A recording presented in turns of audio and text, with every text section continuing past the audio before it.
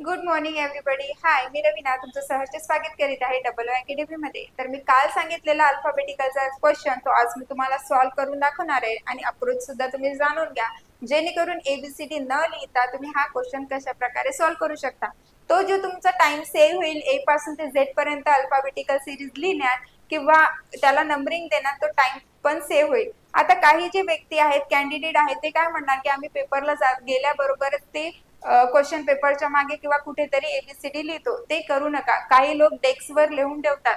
असे काम करू नका, कारण की काय होईल, तुम्ही होणारे अधिकारी आहे, कुठली तरी पोस्ट तुम्हाला मिळवायची आहे, तर असे काम करू नका. कारण काय होते, शिक्षक रागवतात आणि आपला पुढचा पेपर देखील खराब जायला सुरुवात होते. तर तसं करू नका.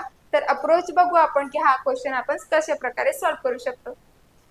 तर इथे ए बी दिला आहे, C D E F G H, तर आय जे आलाच पाहिजे. ओके, एबीसीडी बोलता बोलताच ते येत आहे. ओके, ठीक आहे. नंतर इथे काय आहे, सी गाळला गेला आहे, डी दिला आहे, इथे ई गाळला गेला आहे, एफ दिला आहे, इथे जी गाळला गेला आहे, एच दिला आहे, इथे जी एच नंतर आय गाळला गेला आहे, जे दिला आहे, तर आय जे नंतर के गाळला गेला पाहिजे, तर के नंतर यल येतो, तर इथे आपल्याला यल दिला पाहिजे. तर हे तुम्हाला कुठल्या ऑप्शन मध्ये दिसत आहे? ऑप्शन क्रमांक 2 या, हेच त्याचे योग्य उत्तर आहे. तुम्हाला अप्रोच कसा वाटला नक्की कमेंट बॉक्स मध्ये सांगा. पुढचा जर प्रश्न आणला आहे मी, तर तो आहे A D F I L P. Okay, तर आता ही सिक्वेन्स दिली आहे, तर या सिक्वेन्स देताना तुम्हाला काय करावं लागेल, या अल्फाबेटचे नंबर लिहावे लागतील. तर आपले नंबर जर पाठ असेल तर आपल्याला एबीसीडी लिहिण्याची गरज नाही आणि सहज पाठ होतात. एक दोन वेळा वाचा तुम्ही, सहज तुमच्या लक्षात नंबर राहतात. तर बी चा तुम्हाला माहित आहे 2 आहे, डी चा 4 नंबर असतो, एफ चा आपण फिक्स म्हणून 6 असा उलट लक्षात ठेवू शकतो, आय चा 9 लक्षात ठेवू शकतो, एल चा 12 तर लक्षात राहतो, पी चा 16 पण आपल्या लक्षात राहतो.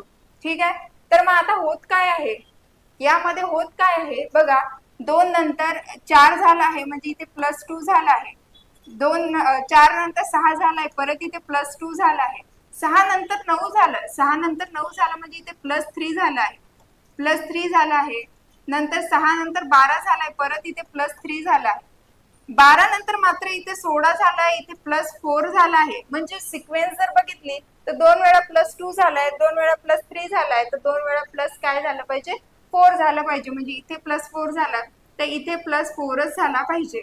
तर पी म्हणजे हे 16 आहे आपल्या अक्षरावर आणि यामध्ये जर 4 प्लस केलं तर 20 नंबरला आपल्या अल्फाबेटिकल मध्ये कुठलं अक्षर आहे, तर 20 मध्ये आपलं अल्फाबेटिकल असते टी. तर आपण टी फॉर T20 मॅच आपण लक्षात ठेवू शकतो. तर याचे योग्य उत्तर असणार आहे टी. ओके, तर अप्रोच कसा वाटला, कारण की तुम्ही जर नंबरिंग पाठ केले तर तुम्हाला एबीसीडी लिहिण्याची गरज नाही, सहज क्वेश्चन हा देखील सुटतो. तर तुम्हाला माहिती आहे आपलं 2 वाजता लाईव्ह लेक्चर्स असते, सर्वांसाठी फ्री आहे.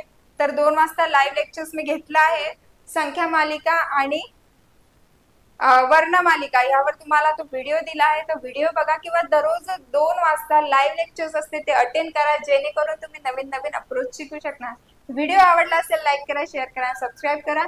नवीन नवीन गोष्टी काही शिकत चला. Thank you so much.